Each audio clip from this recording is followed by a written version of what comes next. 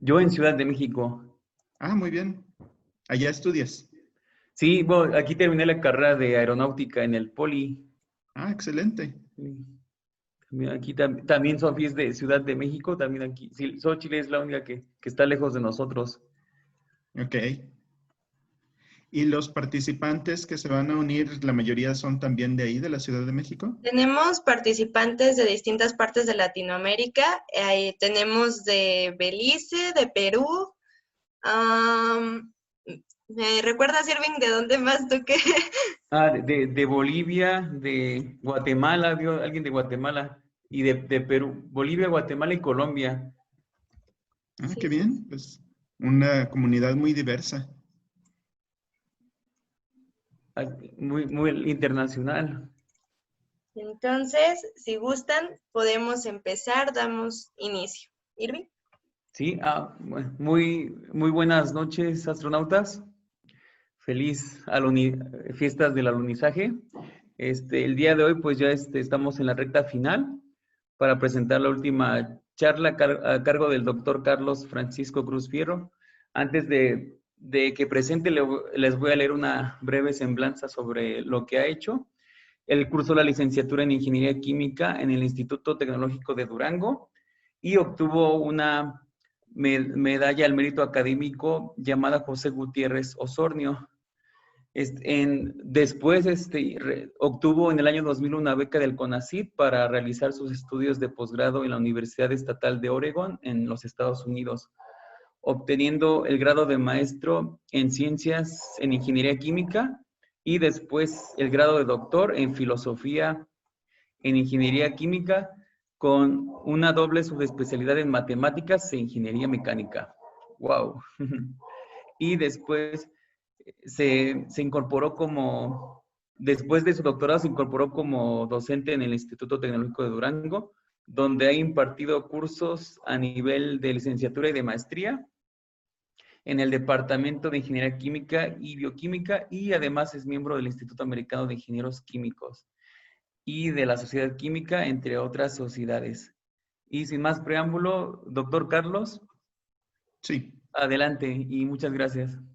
Bueno, muchísimas gracias, primero que nada, por la invitación y sobre todo, pues, por poder compartirles esto que es hasta cierto punto un hobby de mí. La cuestión de la química es algo que me gustó desde que era niño y la cuestión del espacio también me ha atraído mucho desde que de niño vi la serie original Cosmos de Carl Sagan. Entonces, esta plática es hasta cierto punto un poco la unión de esos dos intereses. Bien, si vamos a hablar de la química del universo, lo primero que tenemos que hacer es saber qué es la química. Y la química es la ciencia que estudia las sustancias, su estructura, sus propiedades y las reacciones que las transforman en otras sustancias. Bien, uno de los conceptos centrales en la química es de lo que es un elemento químico. Y básicamente un elemento es un material que está formado por un solo tipo de átomos. Esa es su característica principal. Ahora, al hablar nosotros de elementos, hay dos parámetros o dos características muy importantes que nos permiten distinguirlos de otros tipos de átomos. El primero es el número atómico. El número atómico es básicamente el número de protones que se encuentran dentro del núcleo de ese átomo. Y ese número de protones va a determinar de qué elemento se trata. Cuando hablamos nosotros de carbono, de oxígeno, de nitrógeno, el número de protones es lo que determina que sea ese elemento en particular. Luego tenemos la masa atómica. La masa atómica es la suma de los protones y neutrones que se encuentran en el núcleo. Y la característica aquí es que nosotros podemos tener átomos que tengan el mismo número de protones, pero diferente número de neutrones. Y en ese caso estamos hablando de isótopos.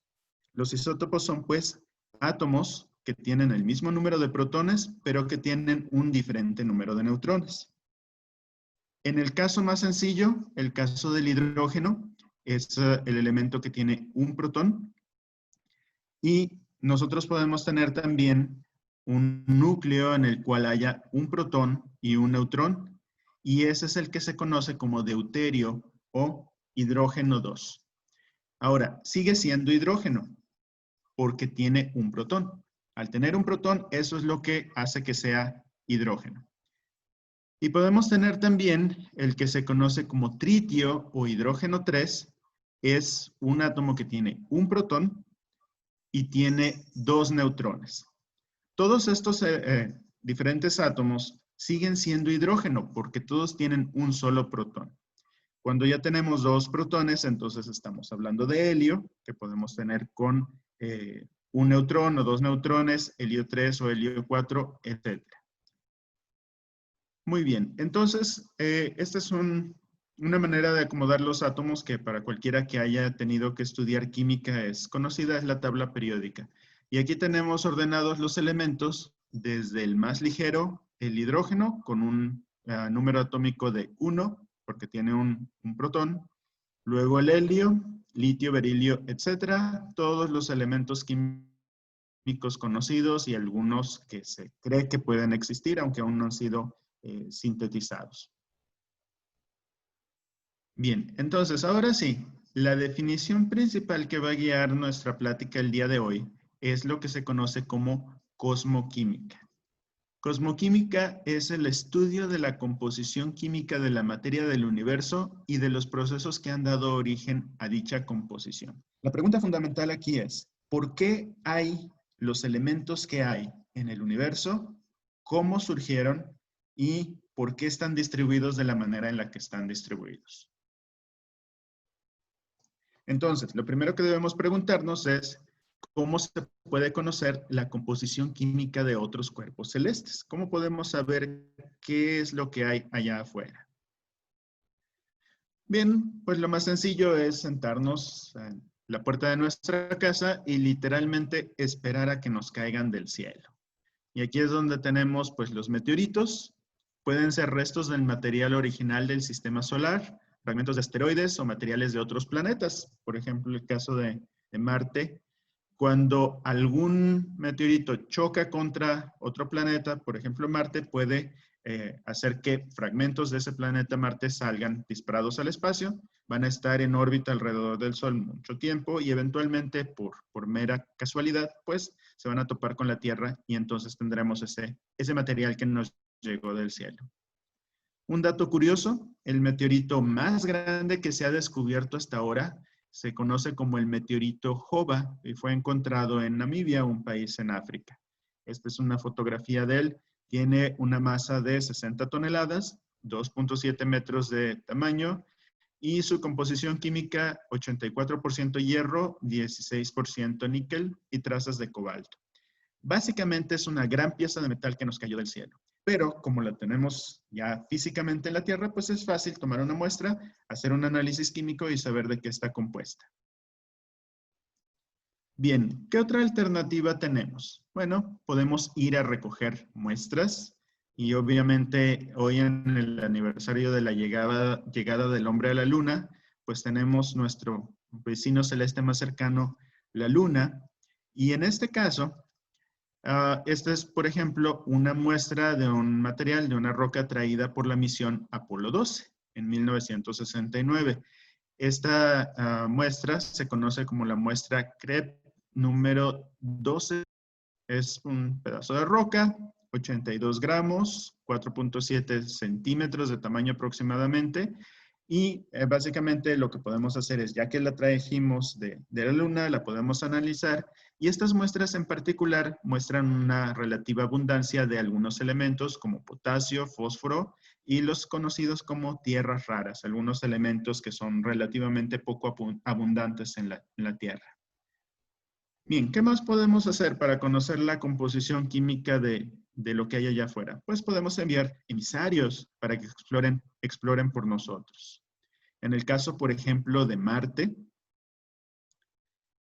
pues se han mandado muchas sondas robóticas a Marte y esta fotografía en particular fue tomada por la sonda Opportunity en 2012. Esta sonda Opportunity no solo cuenta con cámaras, sino cuenta con instrumental que nos permite analizar la composición química de los minerales que se encuentran. Y entonces, estos fragmentos, estas piezas de color más claro, resultó ser sulfato de calcio dihidratado, ¿sí? Lo interesante de esto es que este mineral en particular solo se puede producir en presencia de agua líquida. Entonces, esta es una de las primeras evidencias indiscutibles de la existencia de agua líquida en el pasado en nuestro vecino planeta Marte. Bien, ¿qué hay de lo que está más lejos? Obviamente aquí estamos hablando de la Luna, Marte, son nuestros vecinos más cercanos, pero sabemos que hay mucho más allá afuera. Nuestra única alternativa es básicamente la luz. La luz que nos llega de esos objetos celestes es la única manera que tenemos de poder nosotros conocer su composición química. Y entonces podemos nosotros hablar de los métodos espectroscópicos. Bien, el espectro de la luz solar o espectro electromagnético, sabemos que si hacemos pasar un haz de luz blanca a través de un prisma, se descomponen los colores del espectro visible, pero en realidad esa es solamente una pequeña porción del espectro de la luz. Nosotros podemos tener ondas electromagnéticas de larga longitud de onda, desde miles de metros, las ondas de radio, microondas, infrarrojo, visible, ultravioleta, rayos X, rayos gamma, ¿sí? Que son las de menor longitud de onda. Y entonces resulta que todas estas diferentes longitudes de onda, todas son útiles en astronomía, no solo la luz visible, no solo lo que podemos ver, esas otras longitudes de onda nos pueden proporcionar información acerca de los objetos celestes. Bien, resulta que los electrones que están en órbita alrededor de un núcleo atómico están en ciertos niveles de energía y pueden saltar entre uno y otro. Cuando un electrón absorbe la energía de un fotón, puede saltar a un nivel de energía más alto. Y al absorber esa energía, va a producirnos una línea oscura en el espectro de la luz, ¿sí? ¿Por qué? Porque la radiación de esa energía, que era justo la energía correcta para que el electrón saltara, fue absorbida. La situación opuesta es cuando tenemos un electrón que salta a un nivel energético menor, ¿sí? Un electrón estaba en una energía más elevada y regresa a un nivel energético menor. Y esa energía es liberada en forma de un fotón. Y resulta tener la misma longitud de onda que cuando el proceso inverso, que es absorber un fotón. Entonces, nosotros observamos el de arriba, que se conoce como espectro de absorción, donde tenemos toda la luz visible y tenemos ciertas longitudes de onda que aparecen como líneas oscuras. Y tenemos el espectro de emisión, que es donde no tenemos ninguna luz, pero sí ciertas líneas brillantes en esas mismas longitudes de onda. Bien, resulta que diferentes elementos absorben o emiten en diferentes longitudes de onda. Este es el espectro del hidrógeno, donde podemos ver estas líneas de emisión en ciertos colores. El helio tiene líneas en diferentes longitudes de onda. El litio, el carbono, el nitrógeno, el oxígeno, el neón.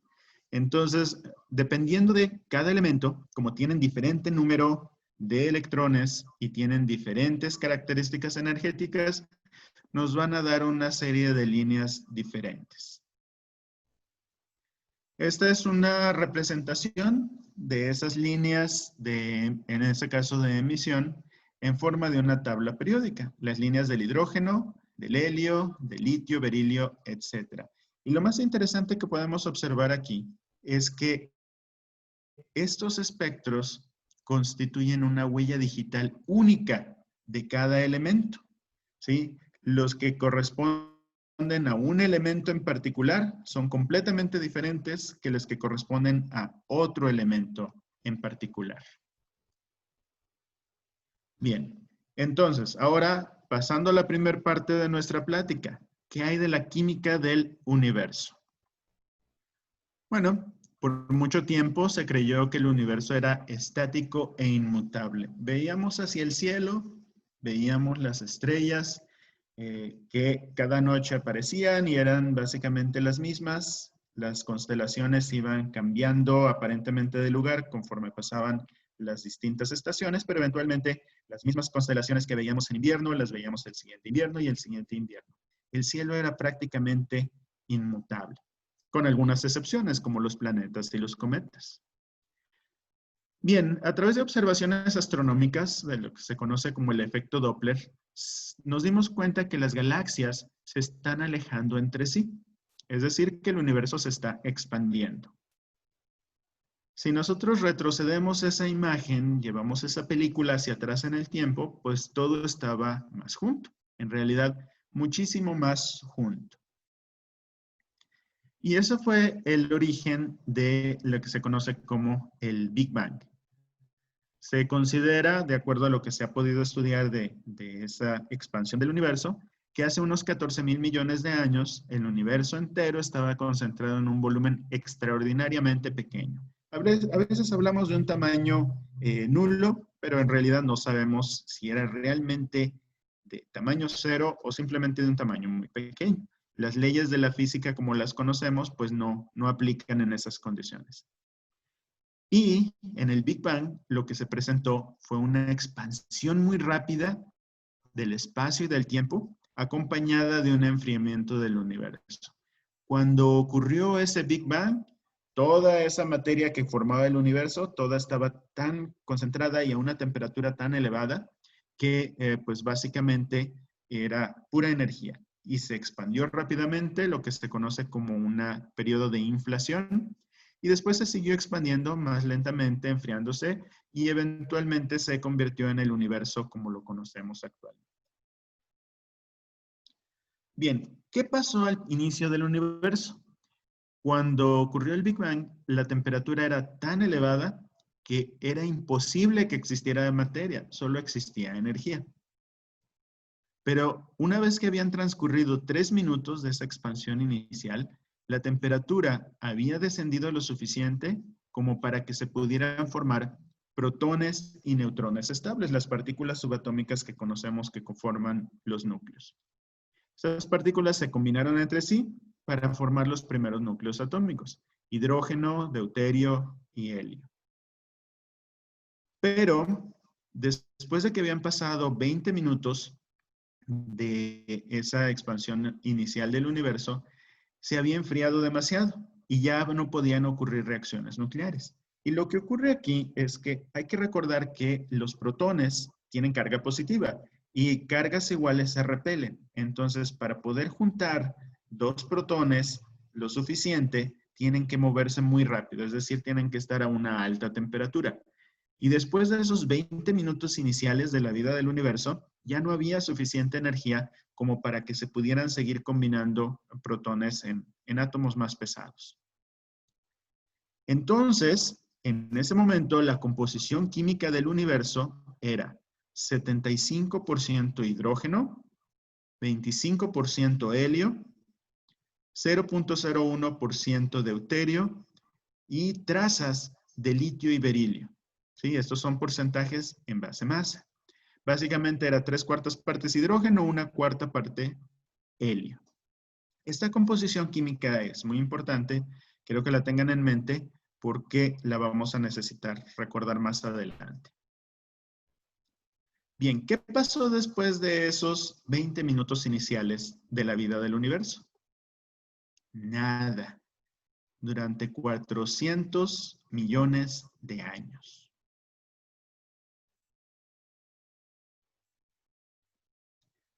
Bien, no podemos esperar 400 millones de años. Vamos a adelantar esta película del universo hasta la formación de las primeras estrellas.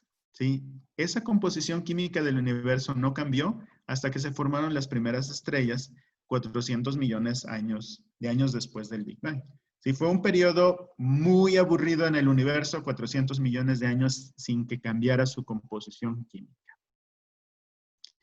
Eso nos lleva a la siguiente parte de nuestra plática, la química de las estrellas. Bien, ¿cómo nacen las estrellas? Bien, en nubes interestelares, la gravedad vence la repulsión que pueda haber por la temperatura de esas nubes interestelares y esa atracción gravitacional ocasiona un colapso que es el que da origen a unas estrellas. Las estrellas en formación más cercanas a nosotros pues están en la nebulosa de Orión. La constelación de Orión, que es una de las más fáciles de reconocer en el cielo nocturno, en invierno sobre todo, es el Cazador. Tiene su cuerpo, las 4 estrellas que forman su cuerpo, el cinturón, que son 3 estrellas alineadas, y hay la espada, que son otras 3 estrellas. Pero la del centro, que podemos ver un poco borrosa, no es en realidad una estrella, ¿sí? Es una inmensa nube de gas llamada la nebulosa de Orión. Y es ahí donde está formándose las estrellas más cercanas a nosotros, la región más cercana de formación de estrellas. Bien, esta es una fotografía detallada de la nebulosa de Orión. Y lo que ocurre en una nube de este tipo es que se da un proceso llamado fragmentación. No toda la nube de gas se va a convertir en una sola estrella, sino que se va a convertir en muchas, muchas estrellas de diferentes tamaños. Bien, con las estrellas ocurre una afortunada circunstancia que tiene que ver con las características de la radiación electromagnética, y es que el color de las estrellas está relacionado con su temperatura. Las estrellas azules son las estrellas más calientes y las estrellas rojas son las estrellas menos calientes. Nunca he podido decir que una estrella es fría, más bien prefiero decir menos caliente porque sabemos que sus temperaturas son aún muy elevadas. Entonces, en el sistema actual de clasificación de las estrellas se identifican por letras. Las estrellas tipo O son las estrellas más calientes y las estrellas tipo M, las estrellas menos calientes. Hay varias maneras de recordar esta secuencia. Una de ellas, mi favorita, es esta frase. Oh, buenos amigos, favor de guardar cacahuates maduros. Y así recordamos la secuencia de las estrellas, la clasificación de las estrellas OBA, FG, KM. Bien, y surge entonces la pregunta, ¿el Sol, nuestra estrella, qué tipo de estrella es? Bueno, el Sol es una estrella tipo G. No es ni de las más calientes ni de las más frías. Y sabemos que el Sol tampoco es ni de las más grandes ni de las más pequeñas. Es una estrella típica. Muy bien, entonces el Sol, pues nuestro entendimiento actual de su estructura es que tiene un núcleo donde están ocurriendo las reacciones nucleares, una zona donde la transferencia de calor ocurre por radiación y una zona donde la transferencia de calor ocurre por convección. Y las partes externas que podemos ver del Sol, la fotosfera, la cromósfera y la corona. La temperatura del Sol en su superficie es aproximadamente 5000 Kelvin y en el núcleo se estima que es de alrededor de 16 millones de Kelvin. Es una temperatura muy, muy elevada. Bien, en cuanto a su composición, el Sol tiene 74.47% hidrógeno, 24.85% helio y 0.68% otros elementos. Y aquí es donde viene la composición primordial del universo. Después de esos 20 minutos iniciales del universo, era 75% hidrógeno, 25% helio. Entonces podemos ver que básicamente la composición química del Sol es muy parecida a la composición original del universo. En este punto 68%, que parece una cantidad muy pequeña, pues resulta ser unas 5,600 veces la masa de la Tierra. Entonces estamos hablando de que ese tantito de otros elementos son en realidad una cantidad muy grande. Bien, si nosotros examinamos la luz del Sol, podemos ver su espectro de absorción. Y recuerden que aquí estamos hablando de cuando los diferentes elementos absorben ciertas longitudes de onda porque sus electrones brinquen de un nivel a otro. Es un espectro muy detallado. Aquí aparece en diferentes renglones horizontalmente para poderse apreciar.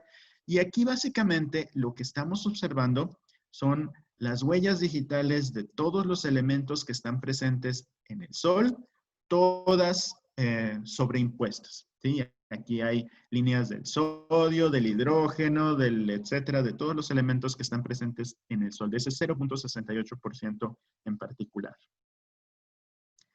Bien, aquí hay un dato interesante, muy interesante. Una estrella con la denominación HD 162826. Bien, esta estrella resulta que para cualquier fin práctico es una estrella hermana del Sol. Es una estrella tipo F, eso quiere decir que es un poco más caliente que el Sol. Está en la constelación Hércules a 110 años luz de distancia de nosotros, ¿sí? Aquí está el mapa donde está ubicado esa estrella. Este es obviamente nada más un concepto artístico, pero lo interesante es que al examinar el espectro de la luz de esa estrella en particular, tiene una composición química muy similar a la del Sol, muchísimo más que cualquier otra estrella que se haya examinado. Y además, las órbitas que tienen tanto el Sol como esta estrella HD 162826 alrededor de la galaxia son compatibles con un origen común. ¿Sí? Si llevamos su movimiento orbital hacia atrás en el tiempo, sí es posible que hayan estado en el mismo lugar hace que 4.500 millones de años que se cree que se formó el Sol. Entonces, son demasiadas coincidencias como para que no sea así. Es muy, muy probable que esa estrella en particular se haya formado en la misma nube interestelar que el Sol, junto con muchas otras estrellas, seguramente. Algunas de ellas tal vez estén del otro lado de la galaxia, pero al haberse formado en la misma nube interestelar, es por eso que tienen una composición química prácticamente igual. Y así debe de haber muchas otras estrellas en otras partes de la galaxia que se hayan formado junto con el Sol. Muy bien. Ahora, ¿qué ocurre en el interior de las estrellas? Ocurre un proceso que se llama nucleosíntesis. Y aquí lo que ocurre es que esa alta temperatura, recuerden, en el Sol estamos hablando de 16 millones de grados, y la alta presión que hay en el núcleo de las estrellas logran vencer la repulsión electrostática que hay entre los núcleos atómicos. Y lo que ocurre aquí es que al unirse núcleos atómicos en este proceso llamado fusión, se producen elementos más pesados, pero además hay liberación de energía. Es posible que ocurran diferentes reacciones nucleares dependiendo de la temperatura y la composición química que tenga la estrella. Y básicamente esas reacciones nucleares es la fuente de energía de las estrellas. Es lo que permite que las estrellas brillen. Esta es la reacción nuclear más sencilla de fusión nuclear.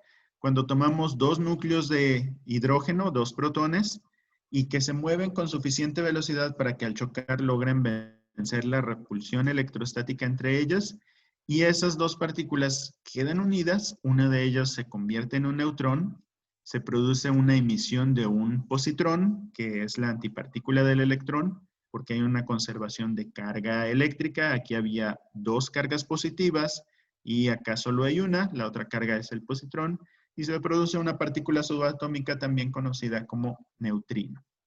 Entonces, esta es la manera como estos dos protones se convierten en un núcleo de deuterio o de hidrógeno 2. Este que les estoy presentando ahora es un proceso un poco más laborioso, es lo que ocurre en el interior del Sol y se conoce como la reacción en cadena protón-protón. Primero, dos protones forman un núcleo de deuterio. Ese núcleo de deuterio choca con otro protón, produce un núcleo de helio 3, que tiene dos protones, por eso es helio, y un neutrón. Por esta parte ocurre el mismo proceso en paralelo para que dos de esos núcleos de helio choquen y produzcan un núcleo de helio 4, el helio que conocemos habitualmente. Entonces, la característica aquí es que la reacción neta es tener cuatro protones, cuatro núcleos de helio, que se convierten en cuatro núcleos de hidrógeno que se convierten en un núcleo de helio. Acá hay dos protones más, pero estos entran y dos más salen. Entonces la reacción neta son estos cuatro que producen este núcleo de helio. Pero si pudiéramos pesar la masa de estos cuatro hidrógenos y la masa de este núcleo de helio, hay una pequeña diferencia. Y esa pequeña diferencia es la que quedó liberada en forma de energía aquí. ¿Recuerdan aquella ecuación de Einstein? E igual a mc al cuadrado. Esa masa quedó convertida en energía. Es la fuente de energía del Sol. Bien, hablando del helio, este es un pequeño paréntesis interesante. El helio fue detectado en el Sol antes de haberse detectado en la Tierra. Durante un eclipse en 1868, detectaron en el espectro de la corona solar un grupo de líneas que nadie conocía, nadie había detectado antes, líneas desconocidas, ¿sí? Una huella digital de alguien desconocido en el Sol. Y de ahí se le dio su nombre, Helio, por Helios, el dios del Sol, en la mitología griega, ¿sí? Eventualmente se descubrió también en la Tierra y ahora lo usamos para inflar globos en fiestas. Bien, el helio participa en un proceso muy interesante que se conoce como proceso triple alfa. Sí, se llama triple alfa porque al núcleo de helio también se le conoce como partícula alfa. En este proceso de reacciones nucleares, dos núcleos de helio se combinan primero para formar un núcleo de berilio y luego ese núcleo de berilio choca con otro núcleo de helio para producir un átomo de carbono. Y aquí es donde está lo más interesante. Recuerden que en la nucleosíntesis que ocurrió en el inicio del universo no se formó carbono. Hidrógeno, helio y un poco de deuterio, litio, berilio, pero nada de carbono. Todos los átomos de carbono que hay en el universo se generaron por este proceso triple alfa, ¿sí? Todos, incluso todos los átomos en nuestro cuerpo, todos los átomos de carbono se produjeron y alguna vez estuvieron en el interior de una estrella. Eso nos lleva a una de las reflexiones más hermosas que hay, yo creo, desde mi punto de vista, y es esa frase que dice, una brizna de hierba es un día de trabajo de una estrella. Bien, respecto a los demás elementos, hay toda una serie de reacciones nucleares, los que se conocen como procesos alfa, donde se queman combustibles nucleares cada vez más pesados, con un núcleo de helio, cada uno a mayor temperatura.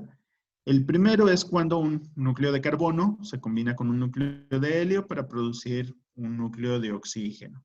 El oxígeno puede combinarse con helio para formar neón a una mayor temperatura, el neón con helio para formar magnesio y así sucesivamente magnesio para producir silicio, silicio para producir azufre, azufre, argón, calcio, titanio, cromo, hierro, níquel, etc. Todos mediante adición de un núcleo de helio. Por eso se conoce como procesos alfa. Y cada uno requiere de una mayor temperatura. Ninguno de estos procesos ocurre en el interior de nuestro Sol. Bien, esto nos lleva a esta gráfica. Es la abundancia relativa de los elementos, ¿sí? Y esta es una escala logarítmica. Aquí cada aumento de una unidad significa que hay 10 veces más de ese elemento. Hidrógeno obviamente es el más abundante, seguido del helio. Poco litio, berilio, boro, bastante carbono, menos nitrógeno, más oxígeno, etc. Hay dos cosas que quiero llamarles su atención respecto a esta gráfica. La primera, observen que hay una mayor abundancia de los elementos de menor número atómico y hay menos de los elementos de mayor número atómico. Los elementos más pesados son más raros. Esa es una regla básica, con algunas excepciones, pero siempre va a haber más de los elementos ligeros. Y la otra característica, observen ese patrón en zigzag, como dientes de sierra. Hay mucho carbono, menos nitrógeno, más oxígeno, menos flúor, más neón, menos sodio, y así sucesivamente. Eso se debe a que por los procesos alfa es más común tener elementos que tengan número atómico par, porque el helio nos aporta 2 protones, ¿sí? Por eso tenemos esa característica en ese patrón en zigzag. Bien, en esta gráfica quiero también mencionarles, esta es la que se conoce como energía de enlace. La interpretación callejera sencilla es cuánta energía podemos obtener de cada uno de estos combustibles nucleares, ¿sí?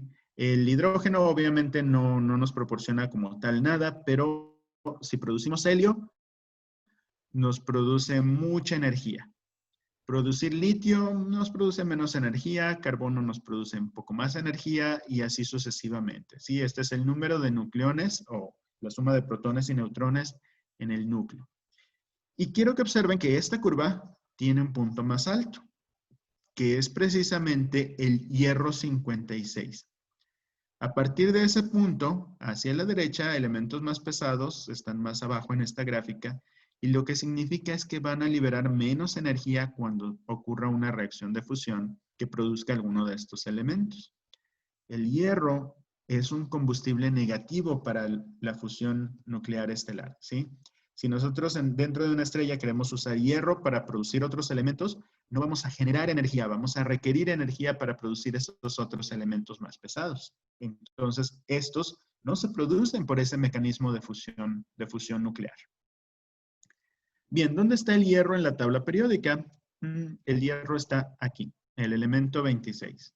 Ok, entonces la fusión dentro de las estrellas nos puede dar estos elementos hasta aquí. ¿Qué hay de todos los demás? Bien, hay muchos otros procesos que producen diferentes elementos. Hay los que se conocen como captura de electrones, son dos. El proceso S, que viene del inglés slow, lento.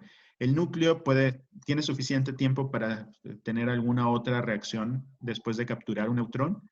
Y el proceso R, proceso rápido, cuando el núcleo logra captar varios neutrones antes de que ocurra alguna otra reacción nuclear. Hay lo que se conoce como fotodesintegración, cuando un rayo gamma rompe un núcleo. Y eso es interesante, la colisión de estrellas de neutrones. Las estrellas de neutrones son estrellas que han colapsado y básicamente es un montón de neutrones juntos. Es un objeto estelar compacto. Entonces, cuando dos de estas estrellas de neutrones chocan, se unen para formar una sola, pero hay fragmentos de esa colisión que son lanzados en todos lados y esos fragmentos de materia nuclear son inestables, se desintegran formando diferentes tipos de átomos. Y otro es las supernovas. Y en las supernovas es algo particularmente interesante. Cuando hay una estrella que tiene 10 o más veces la masa del Sol, su destino inevitablemente es explotar como supernova. Esto es ya un hecho bien definido. Lo que ocurre en una supernova es que el núcleo colapsa, se contrae muy rápidamente y eso causa una onda de choque que desintegra el resto de la estrella. Es un proceso muy energético. Frecuentemente se dice que una supernova puede brillar más que la galaxia en la que está. Y en particular les estoy mostrando esta fotografía, es la supernova 2013 CU. Esta es la galaxia en la que está antes de que ocurriera esa supernova. Y cuando explotó esa estrella, vean cómo su brillo es fácilmente comparable al brillo del núcleo de la galaxia en la que explotó. Bien, resulta que este es un proceso tan energético y tan violento que prácticamente cualquier reacción de nucleosíntesis puede ocurrir, incluso para esos otros elementos que son energéticamente desfavorables. Bien, aquí está de nuevo la tabla periódica. Esta es una imagen que me encontré por ahí de la Agencia Espacial Europea y la NASA. Y básicamente aquí está ilustrando con colores cómo se forman los diferentes elementos. Con la fusión en el Big Bang, pues ya sabemos que es prácticamente nada más hidrógeno y helio.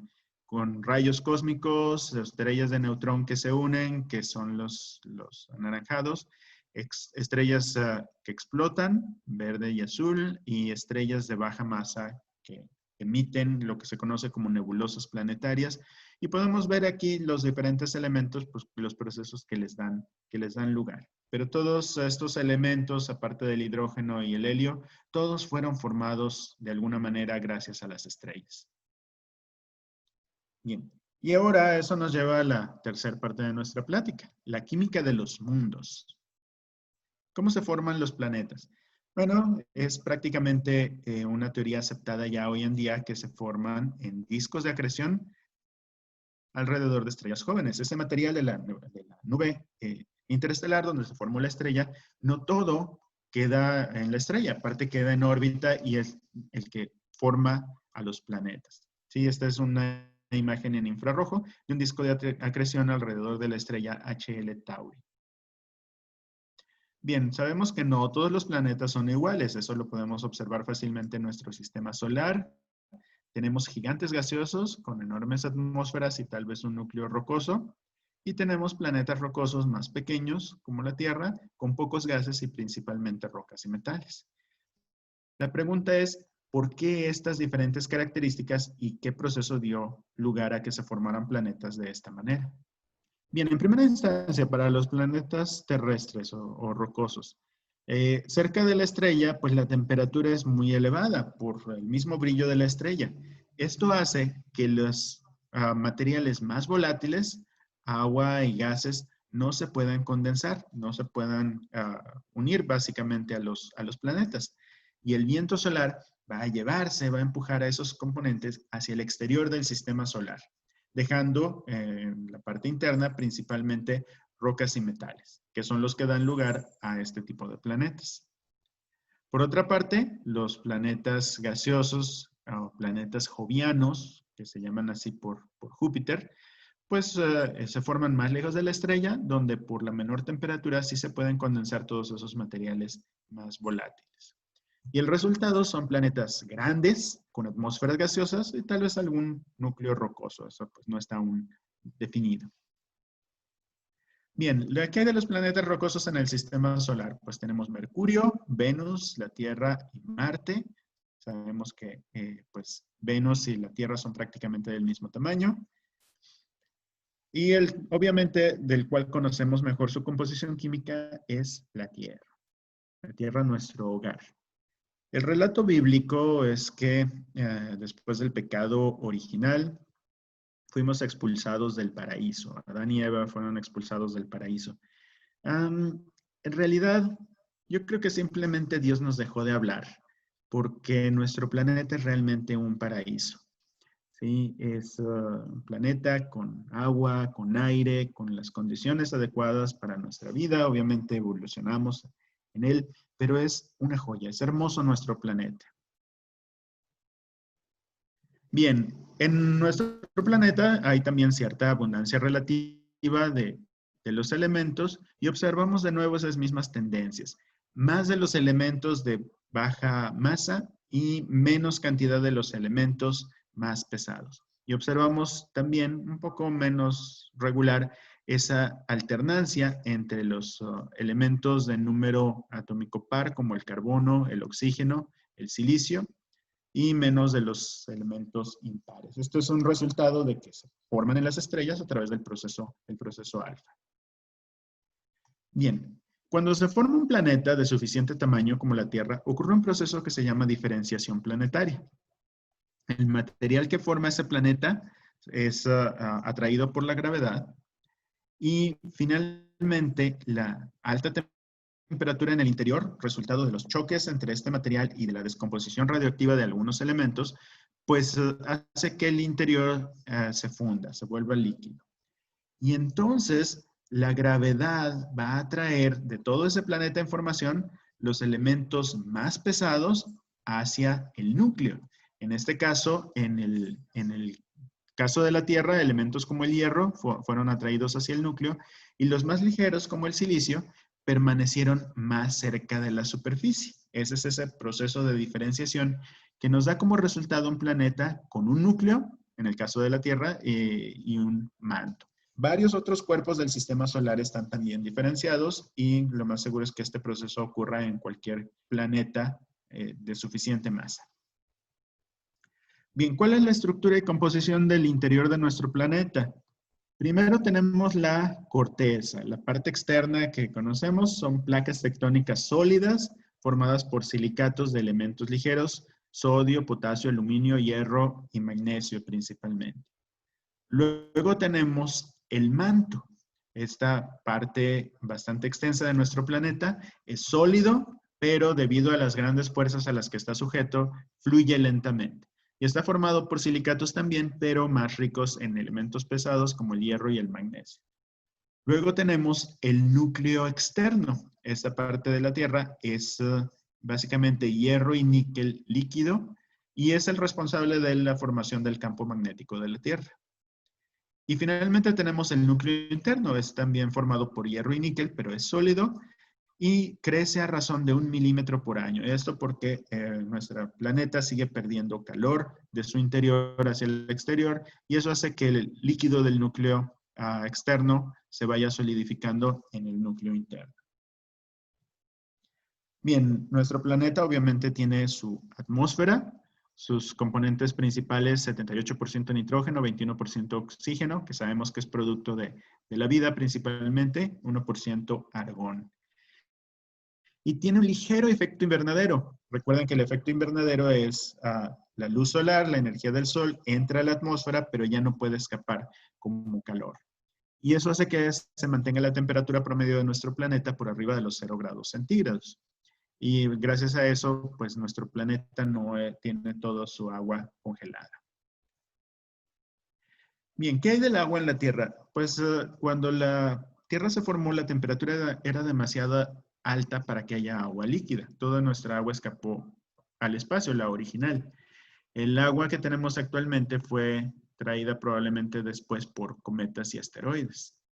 Y aunque el agua cubre el 70% de la superficie de nuestro planeta, en realidad solo es el 0.05% de su masa. Si pudiéramos juntar toda el agua de la superficie de la Tierra en una sola esfera, pues sería de este tamaño, esta pequeña esfera azul que vemos. En realidad es poca agua. Bien, un concepto importante es lo que se conoce como zona habitable y es la región alrededor de una estrella donde puede existir agua líquida. En el caso del sistema solar, esa zona habitable se extiende desde un poco más allá de la órbita de Venus hasta más allá de la órbita de Marte. Y en el caso de la Tierra, pues tenemos la existencia de vida. La vida, hasta ahora solo confirmada en la Tierra, es la forma más compleja y fascinante de química que conocemos. Lo interesante aquí, para la vida como la conocemos nosotros, está formada principalmente por elementos abundantes del sistema solar o en el universo: carbono, hidrógeno, oxígeno, nitrógeno, fósforo y azufre. Luego tenemos el agua, que es prácticamente un solvente universal. El agua es un compuesto pues muy abundante en el universo. Y la vida puede tener una gran complejidad porque las moléculas pueden reacomodarse de diferentes formas y pueden ocurrir muchas reacciones entre ellas. Este pues es un tema para algún día platicar con más calma. Algún día tal vez haya una plática, la química de los seres. Bien, vamos a hablar un poco acerca de otros planetas en el sistema solar. Venus tiene un tamaño casi idéntico a la Tierra, pero su atmósfera es muy densa y está formada principalmente por dióxido de carbono. Es 92 veces más pesada que la atmósfera de la Tierra. Todo ese dióxido de carbono causa un intenso efecto invernadero con una temperatura superficial de 460 grados centígrados. Venus tiene mayor temperatura que Mercurio, a pesar de que Mercurio está más cerca que el Sol, más cerca del Sol. Y en esa atmósfera de Venus hay nubes y lluvia de ácido sulfúrico que se evapora sin llegar a la superficie. Ese ácido sulfúrico que cae como lluvia del cielo está tan caliente en la superficie que se vuelve otra vez gaseoso antes de llegar a la superficie. Bien, el caso de Venus se conoce como lucero del alba. Su nombre viene por la diosa romana del amor. Y antes de conocerse toda esta información acerca de Venus, pues era muy inspirador verlo. Venus es hermoso verlo en el cielo, pero literalmente es el lugar más parecido a un infierno que hay en el sistema solar, por estas características que tiene. Bien, ¿qué hay de Marte? Marte tiene una atmósfera mucho más tenue que la de la Tierra, aproximadamente un 1% que la atmósfera de la Tierra. Está formada principalmente por CO2, 95%, 3% nitrógeno, 2% argón. Y la temperatura en la superficie oscila entre menos 87 y menos 5 grados centígrados. Sí, es un planeta relativamente frío para nuestros estándares. La presión atmosférica actual es muy baja para que exista agua líquida en la superficie. ¿Sí? Es imposible que haya agua líquida en la superficie. Pero Tal vez alguna vez existió vida en Marte e incluso es posible que todavía exista en forma de microorganismos en el subsuelo. Hay innumerable evidencia de que alguna vez hubo agua en Marte. Hay lechos secos de ríos, hay minerales como el que les mostré al principio de la plática que solo se pudieron haber formado en agua, en presencia de agua. ¿Quién sabe? Tal vez alguna vez este fue Marte en el pasado, un planeta no demasiado diferente a la Tierra, donde pudo haber existido vida. Bueno, de hecho hay evidencia de agua líquida actualmente, o en ciertas circunstancias. Se han observado escurrimientos en algunas laderas en cráteres de Marte. Estas líneas oscuras que ven aquí, pues aparecen en verano, desaparecen en invierno. Y a los satélites que están en órbita de Marte, que tienen también sensores espectroscópicos, han detectado ciertas sales que se conocen como cloratos hidratados. Y se cree que es una salmuera que se produce cuando se derrite el hielo en el subsuelo de Marte. Bien, ¿qué hay de los demás planetas en el sistema solar, de los gigantes gaseosos? Pues el más grande de ellos, Júpiter, es tan grande que tiene 2 veces y media la masa de todos los demás planetas del sistema solar juntos. Su atmósfera es inmensa, 5,000 kilómetros de profundidad, vientos de hasta 360 kilómetros por hora, y su composición es 75% hidrógeno, 24% helio y un 1% otro. Ok, aquí está de nuevo. La composición primordial del universo, que era 75% hidrógeno, 25% helio, es prácticamente la misma composición química de gigantes gaseosos como Júpiter. Y su característica más distinguible, la gran mancha roja, es una tormenta anticiclónica que ha existido al menos 190 años. Júpiter tiene 79 satélites confirmados hasta ahorita, 63 de ellos son muy pequeños, menos de 10 kilómetros, pero los 4 mayores son los satélites galileanos: Io, Europa, Ganímedes y Calisto. Y aquí están fotografiados en su tamaño proporcional. Cada uno tiene características diferentes, composición química diferente y peculiaridades únicas. De ellos solo les voy a mencionar un poco acerca de Io. Io es el más cercano a Júpiter de los 4 galileanos y su órbita no es perfectamente circular, es ligeramente elíptica y eso hace que a veces esté un poco más cerca, a veces un poco más lejos de Júpiter. Y la gravedad de Júpiter, como es tan grande, en ese acercamiento y alejamiento, estira a Io primero en una dirección y luego en otra, primero en una dirección y luego en otra. Y esa fricción, esas mareas gravitacionales, causan un calentamiento en su interior. Esto hace que Io sea el mundo más geológicamente activo en nuestro sistema solar. Tiene más de 400 volcanes activos. ¿Sí? En esta fotografía, aquí se puede apreciar esa emisión volcánica. Lavas de basalto fundido y emisión de vapores de azufre y dióxido de azufre a cientos de kilómetros de altura. Todo ese azufre es el que le da a Io su color amarillo característico. Bien, Saturno, la joya del sistema solar, fue estudiado afortunadamente por la sonda Cassini-Huygens entre 2004 y 2017. 13 años estuvo esa sonda espacial orbitando Saturno, estudiando el planeta, los anillos y sus lunas. De los satélites de Saturno solo les voy a platicar tantito acerca de Titán. Es el mayor satélite de Saturno y es de hecho más grande que la Luna, 50% más grande que la Luna. Y es el único sistema del satélite del sistema solar que tiene su propia atmósfera, formada por 97% nitrógeno, 2.7% metano. Bien, la superficie de Titán no es visible porque tiene una neblina de compuestos orgánicos. Pero la sonda Huygens, de esa misión Cassini-Huygens, reveló la existencia de ríos y lagos de hidrocarburos. Por la temperatura que tiene Titán, se cree que son básicamente metano y etano. Esta es una imagen de radar y estas zonas oscuras son básicamente cuerpos líquidos, ¿sí? Porque el radar se refleja sin ninguna dispersión. Y esta fue la primera evidencia de cuerpos estables de líquido fuera de la Tierra.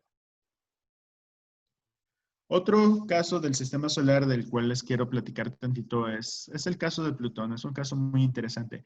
Fue descubierto en 1930, hace 90 años apenas, y fue detectado en placas fotográficas. Se estaba buscando el llamado planeta X, el que se creía que existía más allá de Neptuno y perturbaba su órbita.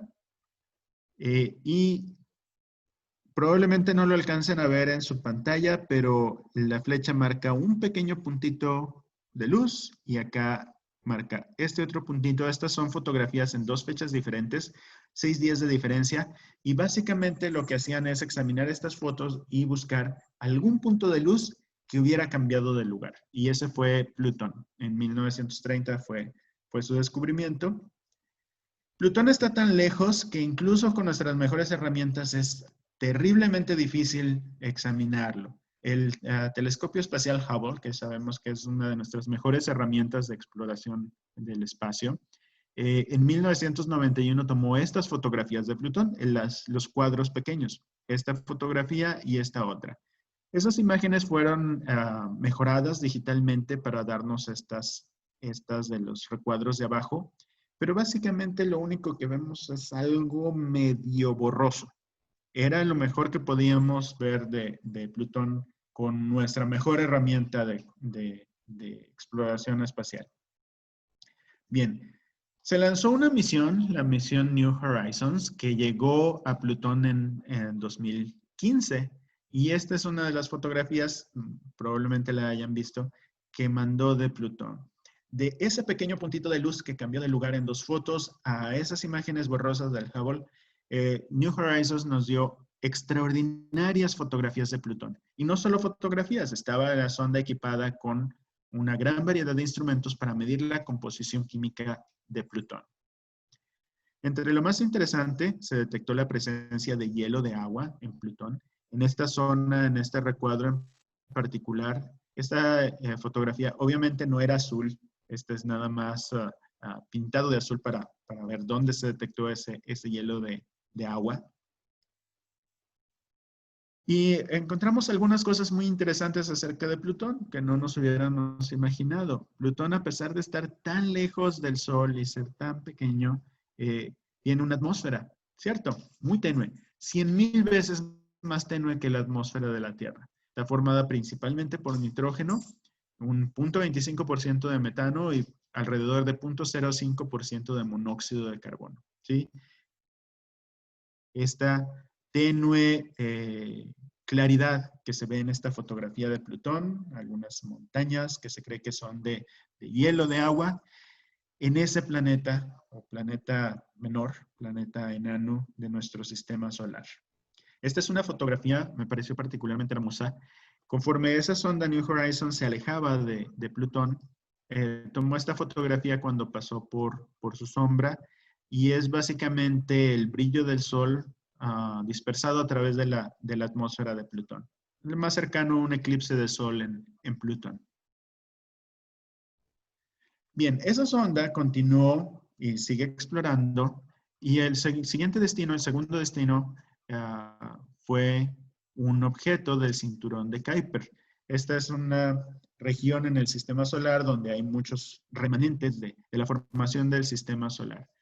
Y este objeto, su designación original era 2014 MU69, por lo pronto se conoce con el nombre de Arrokoth, creo que aún no es oficial.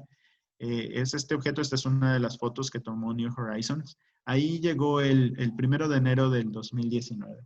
Está formado por 2 lóbulos que se conocen como Última y Thule. Última es el lóbulo mayor de 22 kilómetros de diámetro y Thule de 14 kilómetros de diámetro. Estas básicamente bolas de nieve allá muy lejos en el sistema solar, pero tenemos un emisario que ha podido ir y examinarlas. Y una de sus características, su color rojizo, se cree que se debe a la presencia de compuestos llamados tolinas. Este es un nombre que se le da a ciertos compuestos orgánicos que se forman con metano, nitrógeno, cuando se están expuestos a la radiación ultravioleta del Sol. También es por la razón por la cual Plutón también tiene ese color medio rojizo. Hay muchos más objetos más allá de Neptuno. Estos son solo algunos. Y en esta ilustración, los únicos que son fotografías son las de Plutón y sus lunas. Eris, Makemake, Haumea, Sedna, Orcus, Quaoar. Son nombres que se les han dado, algunos ya definitivos, otros tentativos, pero hay muchísimos mundos más allá de lo tradicional que conocemos en nuestro sistema solar, y cada uno de estos va a tener su característica composición química, va a tener ciertos procesos interesantes, y cada uno nos podría dar información interesante acerca de nuestro sistema solar. E incluso podemos pensar en más allá, ¿qué hay de los planetas fuera del sistema solar? ¿Sí? Se especulaba mucho, pero el primero fue confirmado en 1992, que otras estrellas, otros cuerpos en nuestra galaxia pudieran tener planetas. Resulta que a la fecha, julio del 2020, se han confirmado 4,281 planetas fuera del sistema solar. Es una cantidad muy grande, en realidad, de mundos que existen en otras estrellas. La mayoría de ellos son de gran masa y son muy cercanos a su estrella, y esto se debe principalmente a que es el tipo de planetas más fácil de detectar. Con estos datos de los planetas que hemos detectado hasta ahorita, se estima que en nuestra galaxia, en la Vía Láctea, puede existir alrededor de 100,000 millones de planetas que se encuentran en la zona habitable de su estrella. Tal vez un 20% de las estrellas similares al Sol tenga un planeta similar a la Tierra en la zona habitable. Estamos hablando literalmente de una inmensa cantidad de planetas que pueden tener características similares a nuestro planeta. Bien, esta es una ilustración de dos de esos planetas, exoplanetas. Kepler 452b, que se encuentra en órbita cerca de la estrella, todavía dentro de la zona habitable, y Kepler 186f. La zona habitable de esa estrella es más pequeña porque es una estrella menos brillante que el Sol, pero aún así está en órbita. Estas son obviamente ilustraciones artísticas de los planetas, no son fotografías. Si no podíamos ni fotografiar a Plutón, mucho menos planetas alrededor de otras estrellas. Bien, hay una circunstancia muy interesante, y es que uno de los métodos para detectar planetas alrededor de otras estrellas es lo que se conoce como tránsito. Los planetas pueden pasar enfrente de la estrella desde nuestro punto de vista. Esta es de hecho, imágenes del tránsito de Mercurio enfrente del Sol en 2016. Y lo interesante aquí es que al pasar ese planeta enfrente de la estrella, va a tapar una pequeñísima cantidad de luz de esa estrella. Entonces, al observar nosotros la luz de una estrella distante, ¿qué observamos? Tiene cierto brillo, constante, constante, constante, y luego de repente baja tantito ese brillo. Y al rato regresa. Esa pequeña disminución nos dice, ahí hay un planeta, y nos dice de qué tamaño es ese planeta. Pero no solo eso. Como esa luz de esa estrella está pasando a través de la atmósfera de ese planeta, si es que tiene una, ahí los compuestos que estén presentes van a absorber ciertas longitudes de onda, y esa luz va a llegar eventualmente a nosotros y nos va a dar información acerca de la composición química de la atmósfera de ese planeta en órbita alrededor de otra estrella. Se han detectado varios compuestos, entre ellos sodio, vapor de agua, monóxido de carbono y metano, en las atmósferas de otros planetas alrededor de otras estrellas. Bien, eso nos lleva a una última reflexión, una perspectiva cósmica. Y lo primero es darnos cuenta que nosotros formamos parte de una galaxia, la Vía Láctea, es la galaxia en la que vivimos. Tiene 100,000 años luz de diámetro, y se estima que tiene entre 100,000 y 400,000 millones de estrellas. Es una cantidad inmensa de estrellas. No sabemos exactamente porque al estar dentro de esta galaxia, pues no las podemos observar todas. Pero ¿qué hay de la galaxia espiral más cercana, la galaxia de Andrómeda? Está a 220,000 años luz, tiene 220,000 años luz de diámetro, está a 2 millones de años luz de distancia, si mal no recuerdo, y tiene 1 trillón de estrellas. O sea, es más grande que nuestra galaxia. Ni siquiera estamos en la galaxia más grande del grupo local. La galaxia de Andrómeda tiene aún más estrellas. Y no hay ninguna razón por la cual creer que los mismos procesos de formación de planetas y las mismas tipos de reacciones químicas y las mismas condiciones para que se forme la vida no puedan haber ocurrido también en muchísimas de estas estrellas en nuestra vecina galaxia. Bien, una imagen de las más interesantes que hay es la que se conoce como el campo profundo extremo del Hubble. Esta es una fotografía tomada por el telescopio espacial Hubble en una pequeña región del cielo en la constelación Fornax, el Horno, y es aproximadamente una 32 millonésima parte de todo el cielo a nuestro alrededor. ¿Sí? Esta es una ilustración, esta no es todavía la imagen que tomó el Hubble. Aquí aparece la luna nada más para darnos una idea de la escala, y el campo profundo extremo del Hubble vendría siendo un cuadrito de este tamaño. ¿Sí? Básicamente esta es una regla, a lo mejor algunos de ustedes la conocen. Si ustedes extienden su brazo y abren la mano, el tamaño de la uña del dedo meñique a la distancia, al largo del brazo, ese es aproximadamente medio grado angular y es más o menos el tamaño del Sol y de la Luna. Entonces, imaginen extendiendo su brazo, yo sé que algunos ya lo están haciendo, extendiendo su brazo, viendo la uña de su dedo meñique, e imagínense un minúsculo cuadrito a un lado, así como está junto a esta imagen de la luna. Bien, se seleccionó esa región en particular porque prácticamente no tenía ninguna estrella. Hasta donde se alcanzaba a ver era un pequeño cuadro vacío. Bueno, Hubble estuvo observando intermitentemente esa región durante un total de 23 días. O sea, estuvo observando ciertos periodos durante muchos meses, pero si los juntáramos, equivaldría a estar observando el mismo lugar durante 23 días. Estuvo acumulando la luz que llegó desde ese pequeño cuadrito de nada, de negro en el cielo, durante 23 días.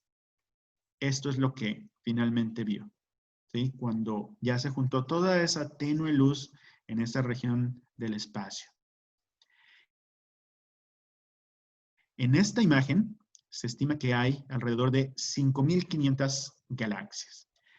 Prácticamente cada una de estas es una galaxia. Obviamente algunas son reconocibles, una galaxia espiral, algunas galaxias elípticas grandes, pero incluso los puntitos de luz más pequeños que hay en esta imagen, cada uno de ellos es una galaxia. Esta que tiene picos, esa sí es una estrella, pero no le hagan caso, ¿sí? 5.500 galaxias en ese pequeñísimo cuadrito de cielo donde aparentemente no había nada. Imaginen todo lo que hay en todo el resto alrededor de nosotros. Bien, el universo observable se considera que tiene alrededor de 93.000 millones de años luz y de acuerdo a las teorías actuales de la estructura y constitución del universo, pues este no es todo el universo, es solamente aquella región desde donde ha habido suficiente tiempo desde el origen del universo para que esa luz nos hubiera podido llegar a nosotros. Esta sería una imagen centrada en la Tierra. Entonces es absolutamente inmenso, ¿sí? El universo es un lugar realmente muy, muy, muy grande, más allá de que cualquier cosa que podamos imaginarnos. Y hemos descubierto hasta ahorita cosas fascinantes acerca de los mundos que tenemos cerca, de los planetas de nuestro sistema solar, de algunos fuera del sistema solar, de las estrellas que están en nuestra región. Y prácticamente las posibilidades que hay alrededor de nosotros son ilimitadas, ¿sí? El universo es tan grande que prácticamente cualquier cosa que podamos imaginarnos es posible que ocurra. Y con esa reflexión termino esta plática que me ha dado mucho gusto compartirles y les agradezco su atención. Gracias, doctor. Excelente, muchas gracias, doctor. Estamos muy agradecidos de que haya compartido el conocimiento con todos nosotros el día de hoy. Sí, por favor, abrimos la sesión para preguntas y respuestas. Pueden escribirlas o bien solicitar el micrófono. Bueno, Leo, ¿quieres hablar? ¿Puedes activar tu micrófono? Ajá. Sí, claro. Leo. Hola, ¿qué tal? Bueno, mi pregunta relacionada, había leído que existe un planeta en nuestro sistema solar en el cual llueven diamantes, como los conocemos nosotros. Quería preguntar si esto era verdad y a qué se debe este fenómeno. Muy bien. Esa es una pregunta muy interesante. Obviamente no puedo decir si es verdad porque no me consta. Uno debe de decir nada más las cosas que realmente les conste. Los modelos que tenemos actualmente de cómo se comportan las sustancias químicas predicen que si hay carbono y hay una presión suficientemente alta, ese carbono se va a condensar en forma de diamantes. Entonces, hay condiciones, incluso en nuestro sistema solar, en Saturno me parece, y probablemente en Júpiter también, se cree que puede haber las condiciones para que este fenómeno ocurra. Es básicamente lo mismo que causa que el carbono en nuestro planeta, en el subsuelo, eventualmente forme diamantes. La presión obliga a los átomos de carbono a acomodarse de esa manera. Entonces, los métodos o las técnicas que tenemos ahorita para comprobar eso experimentalmente no está fuera de nuestro alcance, pero la teoría nos dice que sí puede ocurrir. En particular, hubo una noticia hace ya bastante tiempo y es probablemente a la cual te refieres. Uno de esos planetas fuera del sistema solar se detectó que era de tamaño suficiente y de características adecuadas para que se diera este fenómeno de que el carbono pudiera condensarse en forma de diamantes. Y al ser sólidos y más pesados que la atmósfera circundante, pues eso ocasionaría que cayera, básicamente. Y de ahí surgió esa idea de que había planetas donde llovían diamantes. Excelente, muchas gracias. Mario, ¿quieres abrir tu micrófono?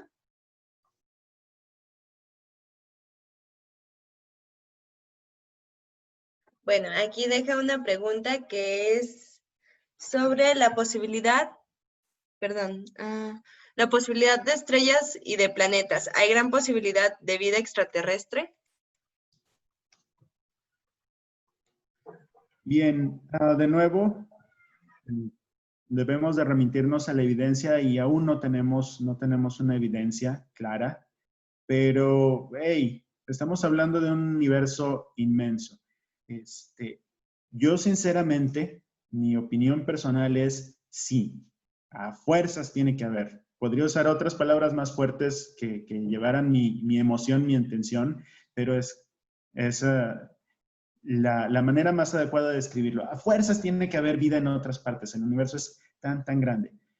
Una de las teorías acerca del origen de la vida en la Tierra es que no se formó aquí, sino que nos llegó de otra parte, traída en cometas. Y se cree, por ejemplo, en esas nubes interestelares donde se formó el sistema solar, que pudo haber cometas que fueran de un sistema o alrededor de una estrella a otra y que pudo haber intercambio entre esos primeros mundos que se formaron.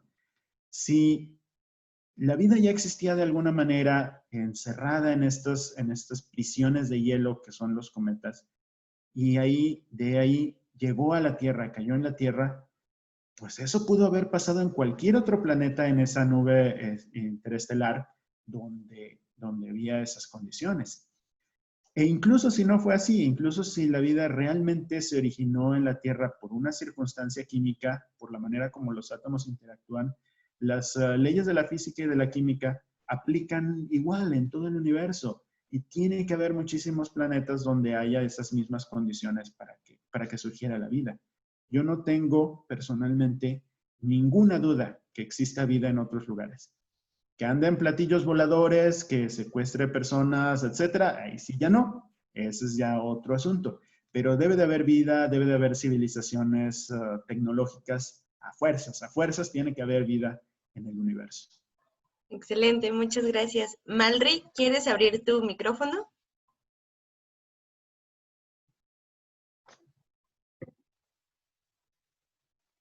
Bueno, pregunta, ¿cuál es el estado en el que se encuentran los elementos al formarse dentro de una estrella? Muy bien, básicamente es estado gaseoso y en particular es lo que se conoce como un estado adicional de la materia que se le llama plasma. La temperatura en el interior de una estrella es tan alta que es imposible que cualquier sustancia esté como líquido o como sólido. A fuerzas es gaseoso. Pero por lo mismo que la temperatura es tan elevada, esos átomos han perdido sus electrones, están ionizados. Y a esa condición, a ese gas ionizado, se le conoce como plasma. María Teresa, ¿quieres abrir tu micrófono? Hola, buenas tardes. Buenas tardes. Mire, mi pregunta es la siguiente. A lo mejor es muy obvia para un estudioso como usted, pero igual tengo la inquietud. ¿Cómo es que las máquinas creadas por el ser humano han podido medir la composición y temperatura del Sol? Sé que puede ser, insisto, muy evidente porque pues, tienen que estar a una distancia inmensamente considerable para no fundirse en el intento. Y me llama mucho la atención que los valores que proporcionó y se han proporcionado por otros estudiosos pues son altamente precisos. Muy bien.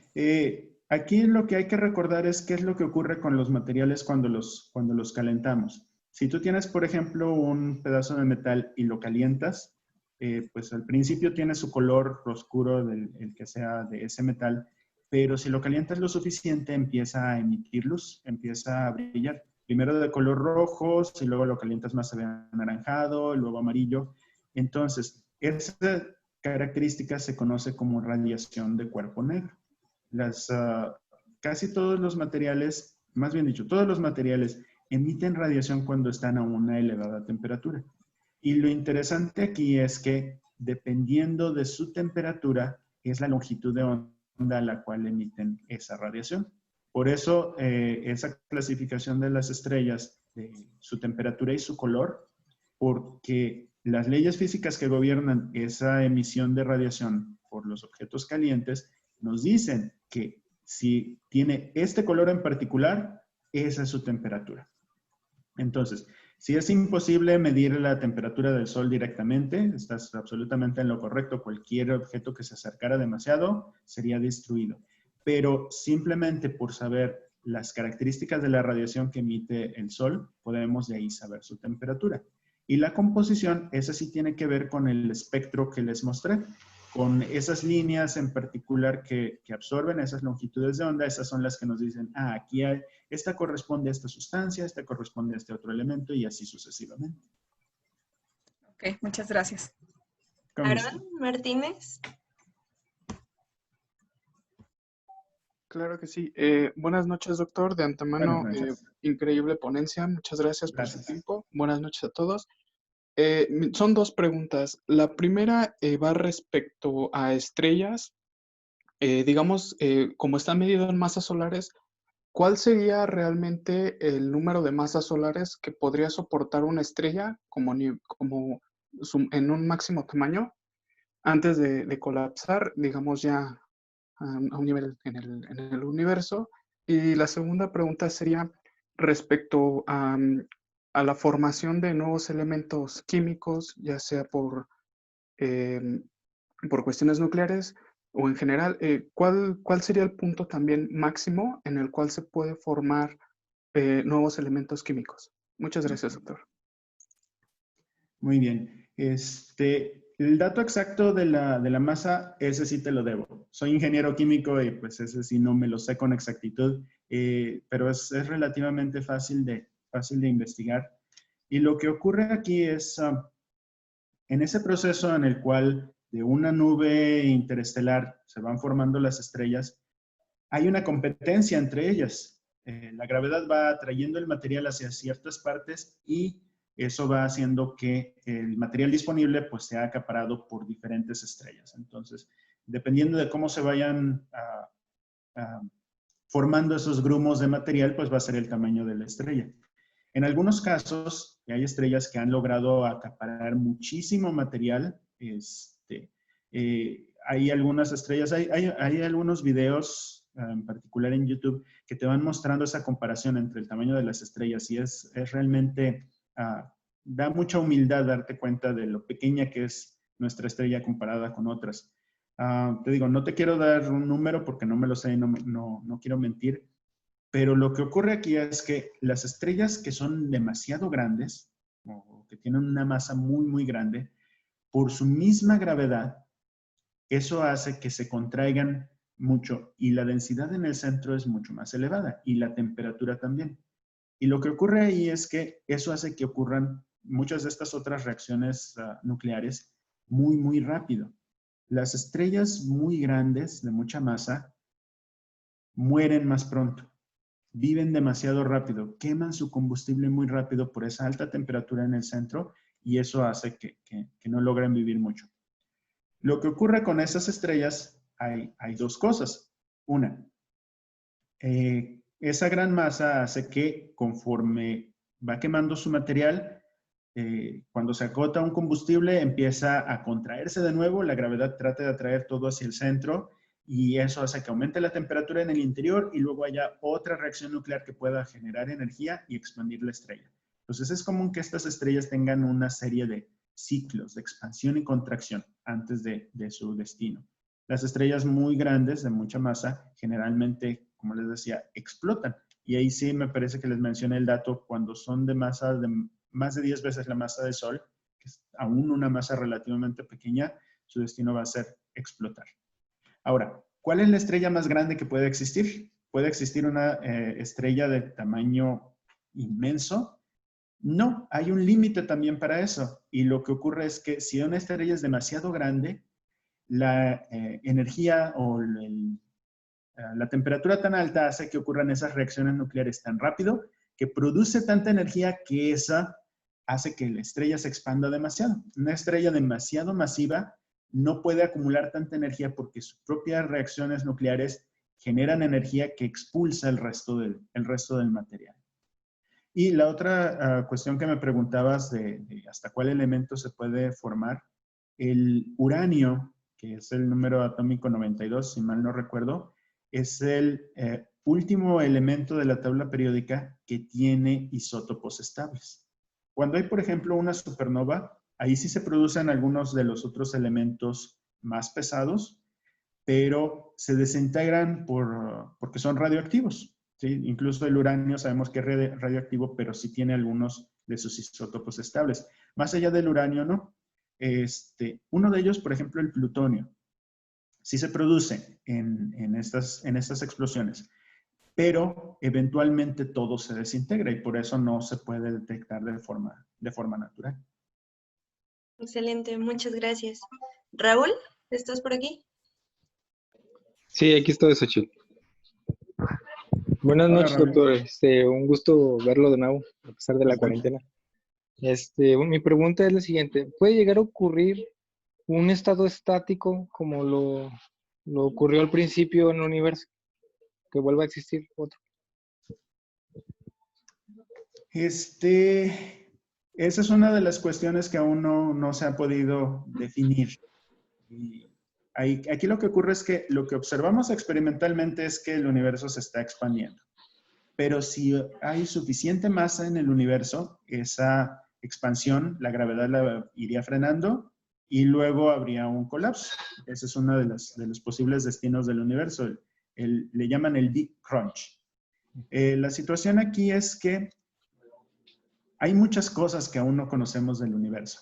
Seguramente has oído hablar de la materia oscura, de la energía oscura. Bien, en resumidas cuentas, materia oscura significa veo algo que no es como yo creía que es y no sé qué es, pero le voy a llamar materia oscura. En la materia oscura observamos las galaxias girar, pero no giran de acuerdo a las leyes de Kepler. ¿Sí? En el sistema solar, por ejemplo, Mercurio gira rápido porque está cerca del Sol y Urano, Neptuno, Plutón giran más lentamente porque están más lejos del Sol. Pero cuando observamos las galaxias espirales, estas giran casi todas las estrellas juntas. Oh, problema, no cumplen con las leyes de Kepler. Algo está haciendo que giren así, pero no sabemos qué es, pues llámale materia oscura. Y luego la energía oscura. Vemos que las galaxias se alejan y decimos, ok, ¿cómo está la masa y todo? Deberían de irse frenando, pero vemos que se van acelerando, vemos que cada vez van más rápido. Oh, algo las hace que se alejen. Pues no sabemos qué es, pero llámale energía oscura. Y ese es el detalle. Hay algunas otras posibles explicaciones, si es que la energía oscura se le puede llamar una explicación, pero la verdad es que aún no hay suficiente evidencia para inclinarnos ni para que el universo se vaya a contraer, ni para que la llamada energía oscura vaya a hacer que se expanda por completo. Difícilmente llegaría a estar en un estado estático, en un estado en equilibrio. Es muy poco probable. Gracias, doctor. Un gusto. De nada, igualmente. Andrea, ¿estás por aquí? Creo que era una pregunta similar. No sé si ya la hayan resuelto. ¿Andrea?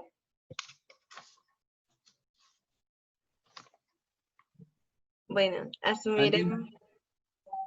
Si no pregunto yo, que sí es les dijeron que iba a haber un examen al final, ¿verdad? No, antes de que sí, se Sofía. vayan. Ok, la pregunta ya fue resuelta de parte de Andrea. Bueno, doctor, agradecemos demasiado el tiempo que nos ha brindado. Bueno, es domingo, estamos en cuarentena y demás, pero bueno, sin duda fue una excelente ponencia y de parte de todo el equipo organizador le queremos agradecer. Aquí se encuentra Sofía, se encuentra Irving, Omar. Por Omar, aquí estaba. No, por, creo que por aquí andaba. estaba inestable su internet. Pero bueno, ¿gustan tomar la Gracias, palabra, doctor. chicos? Sofi, ¿gustas? No, pues agradecer a todos y también agradecer la respuesta de todos en esta última encuesta que hicimos sobre este ciclo de charlas. Muchas gracias. Vamos a tener en cuenta sus opiniones para los siguientes ciclos que realicemos. Gracias, Sofi. Y pues también agradecer al doctor Carlos, excelente charla y pues gracias a todos los astronautas por estar aquí con nosotros. Y pues también aquí agradezco a Xochitl, a Sofía, a Omar que no está. Y pues aquí a caras conocidas de amigos, también ahí por estar aquí y a los nuevos que vamos a conocer. Bien, la invitación es abrir sus cámaras para tomar Sí, esta para última fotografía. una última Bueno, foto. Sofi, ¿está compartiendo pantalla? Gracias, Sofi. ¿Es lo de los Solo para que resultados? vean los temas que interesaron a toda nuestra audiencia. Las estrellas. Pues ya ven que somos polvo de estrellas. De las estrellas venimos y hacia las estrellas vamos. Literalmente. Exactamente. Sí. Y Excelente, feliz día. muchas gracias a todos por contestar. Muchas gracias, Sofi. No hay de qué. Y feliz alunizaje. Ay, gracias. Excelente. Ana. Entonces, la foto, pongan su Sí. camarita, posen. Demás. Posen. ¿Sí caben Perfecto. todos, Xochitl? ¿Cómo? ¿Sí caben todos?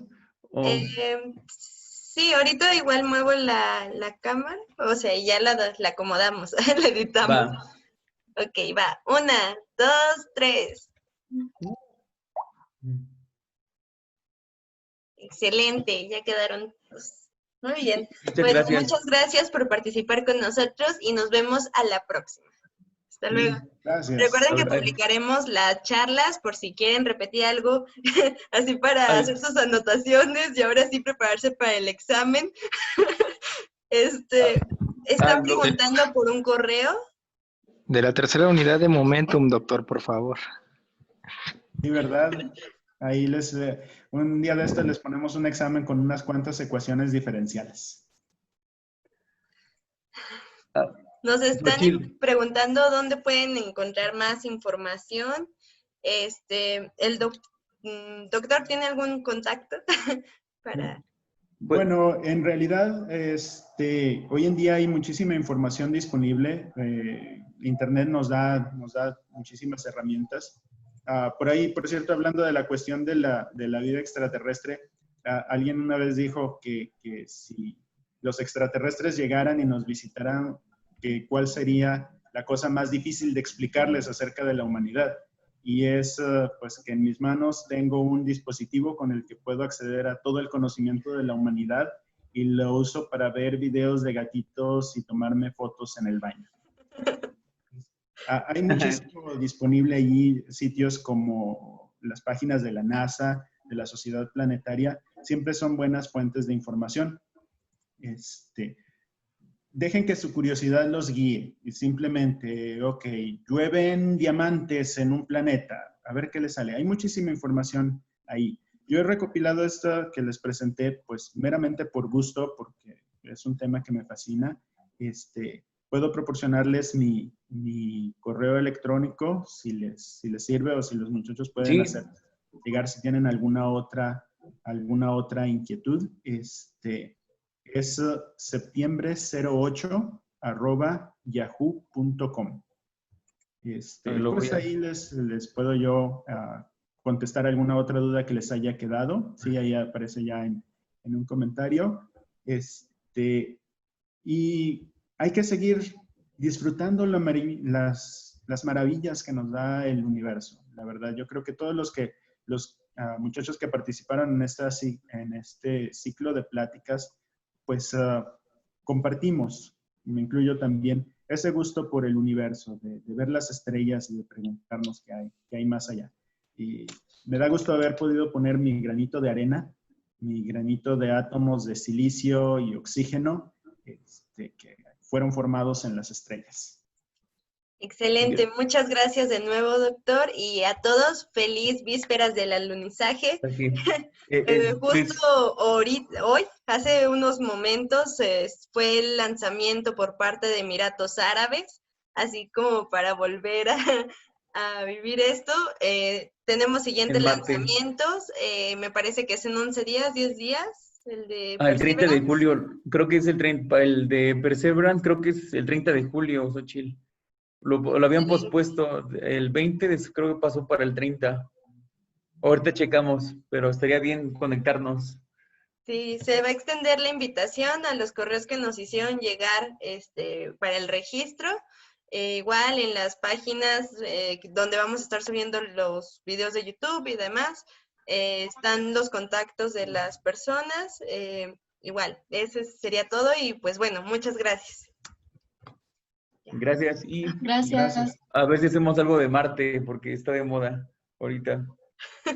Perfecto. Muchas gracias, doctor. Muchas gracias a ustedes. todos. Nos vemos a la próxima. Gracias. Un gusto. Hasta luego. Gracias, Xochitl. Gracias, Sofi. Bye. Descansen.